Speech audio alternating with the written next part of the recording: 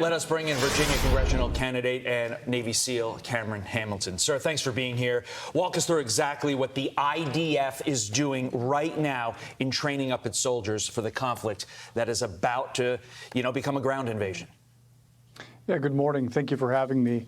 Right now, we have a couple different scenarios unfolding. We've got the recalling of a lot of these troops, these reserve units. Likely they'll put them through a condensed training program so as to make sure that they're properly outfitted, they can integrate well with existing forces. And then you've got the troops that are already in uniform, that are prepared. They've gone through wargaming. They've gone through various different training mechanisms and programs for scenarios such as this. When it becomes more complicated is when we start talking about multi-front warfare.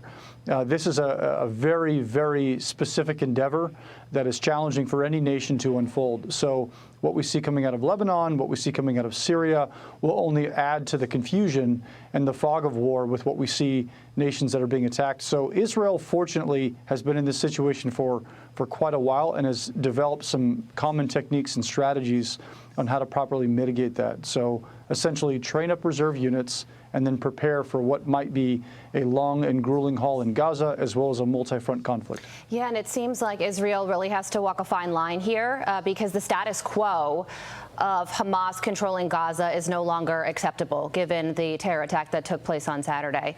But at the same time, if they go in forcefully, it could aggravate and encourage Syria and Lebanon, as Trey was just talking about, to engage. So how do you... what is the ultimate end goal here, and how do you prevent a multi-front conflict from actually taking place? Yeah, it's an impossible scenario that Israel is facing. And again, I have to stress the importance of the fact that it's not a scenario that Israel has chosen. Israel has been attacked time and time again in many different characteristics and fashions, then they've responded appropriately. I think the best thing that they can do is rely upon some of their training and some of their techniques to minimize and reduce casualties to civilians, which they take great pains to do. My time in the military, I got to train with soldiers and sailors of the IDF on multiple different iterations, and I was astonished at both the bravery as well as the great attention and focus on minimizing civilian casualties, even at the expense of the well-being of their own troops. So these are techniques that they employ when it comes to areas like Gaza or times where they put boots on the ground. Again, they value human life so highly there that they're willing to put their own service members in harm's way and then to reduce and to mitigate some of the risk to other civilian populations.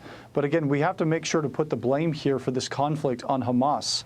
We find that this kind of rhetoric and these actions, which are atrocious, and we're learning more and more by the day, these actions have one intent and purpose: to further embolden this kind of radical behavior against Israel and to ultimately placate towards the sentiments and sympathies of the international community to then perpetuate more actions such as this. So the Palestinians, unfortunately, have an end game and a strategy in mind that is focused on slowly eroding some of the standing of Israel in the international community's eyes.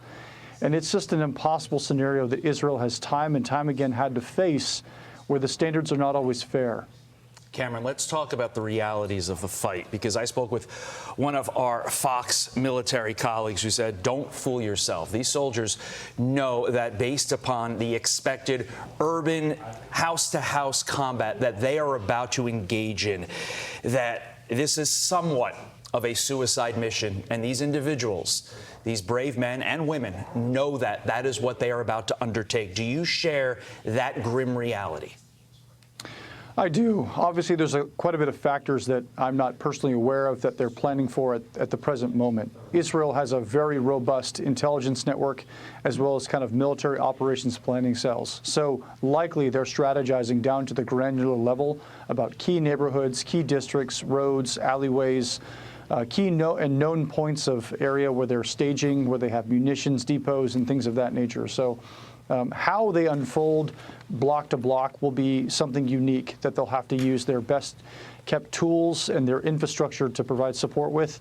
But that being said, the troops that the IDF employs and that sends into those regions, they are exactly that. They know this is a war of annihilation. They understand very well that if they don't put up a fight, and that if they're not willing to stand and act as bastions to defend freedom and democracy in Israel, it would mean the destruction of that peaceful land. So They're some of the bravest and most noble people that I've ever had the honor of serving with, because they very much understand the complexities of what happens when they don't fight. Cameron Hamilton, thank you so much for your insight this morning. We appreciate it.